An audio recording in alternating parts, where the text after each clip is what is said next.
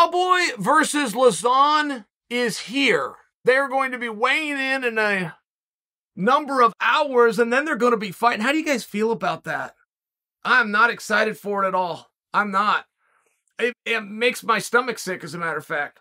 The best news that I got 2 pay-per-views ago when that one pulled off is that one was pulled off and wasn't going to happen because it's the end. It's the end of the line. Dana's already said whoever loses, it's lose or leave town.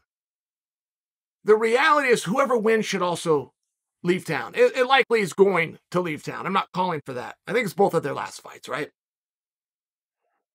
There is nothing that brings me a pleasure about that. You guys, at all? Do you want to see it happen? Do you want to see these two fight each other when that's the stakes? Because you throw those stakes on there to make a match much bigger. That is a huge match for a non-pay-per-view. So I think those stakes have succeeded.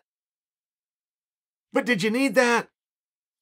You guys going to tune in to watch Joe Lauzon and Cowboy Cerrone anyway? I don't like it. I mean, I got to tell you, I don't know if I'm going to watch it, honestly. I don't know if I'm going to watch it.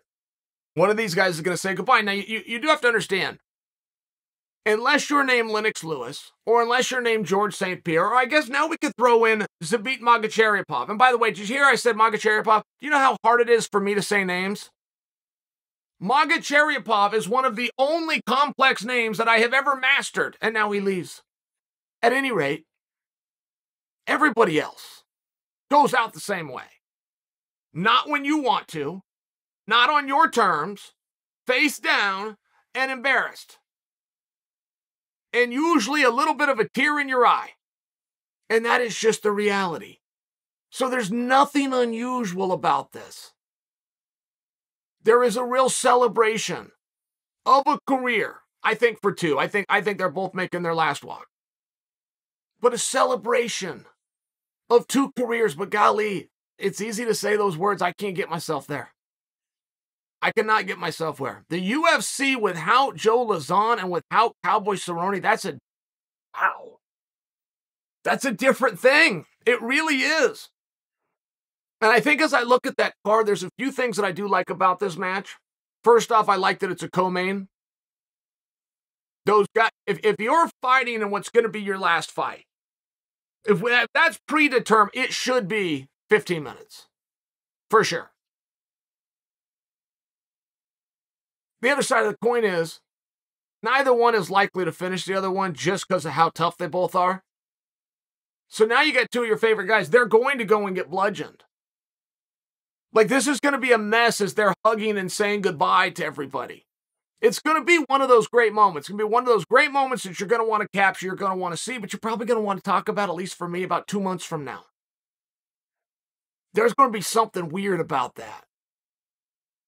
And Joe Lauzon is one of those great stories of the UFC that I am not satisfied with the way his story's ever been told. I'm not satisfied that people know the Joe Lauzon story, that they're aware of all the wars that he's been in.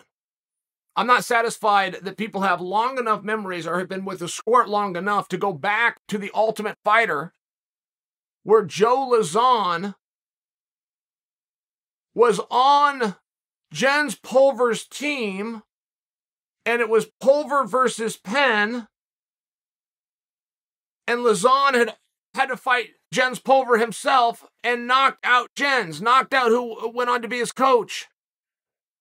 That's very interesting. Wildly interesting. Not to mention he's got the short hair and the big ears and he's all skinny. I mean, he looked like a little video game nerd, which is what he looks like now.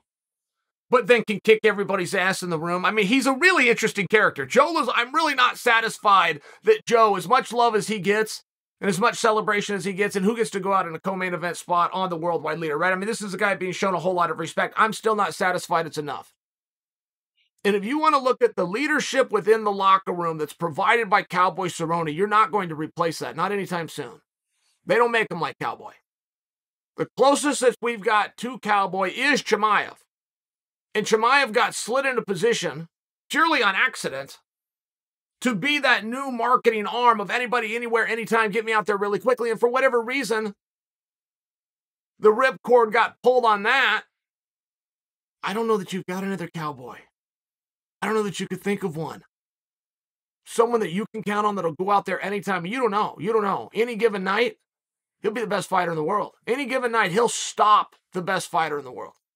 I'm not satisfied. The Cowboy story has been told correctly. If I tell you Cowboy Cerrone, what kind of fighter is he? You all raise your hand and you all say kickboxer, correct?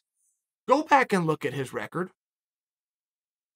Go back and look at Cowboy's record. Don't even bother watching the fights. Just go to SureDog.com, go to the Fight Finder, bring up his record. Your jaw will drop how many people he has submitted from his back. How many people he has submitted on the ground. It will stun you. You know how hard Mike Perry is to submit? Mike Perry's gone out and done competitive grappling and nobody's submitted him. I'm just sharing for you, just one name that comes off the top of my head, but you're not going to get a fight like this. Then you want to look at the card as a whole.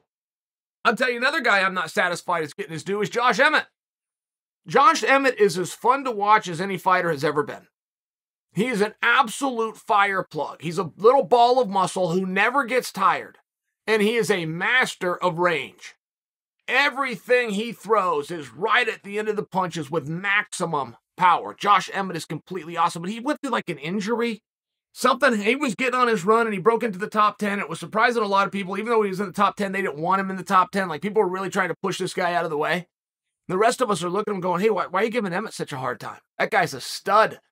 Training out there with Alpha Male, getting better and better. Seems like a likable guy. Could do a little bit more work on the microphone out there with the media, his social media, things like that. But who couldn't? Who couldn't sharpen that up a little bit? Then he's going to be taking on Kattar? I mean, come on. These are two boxers. Kattar's a street kid from Boston. It is Queensberry rules. Whatever Kattar fights, that's just the game that Josh Emmett plays. This is a spectacular card. I don't want you guys to miss it. And I don't want to overshadow the main event. That's not the right thing to do, right? This is Kattar and Emmett's night. But in all fairness, Cowboy and Lauzon, this is a very sentimental moment. It's going to be a very hard moment. It's not one that I'm going to celebrate. It's not one that I'm, oh, you got to tune into this because it's both of these guys' last time. Like, normally that works for me. Cowboy's last time, Joe Lauzon's last time, man, that's going to be a hard day for us true fans.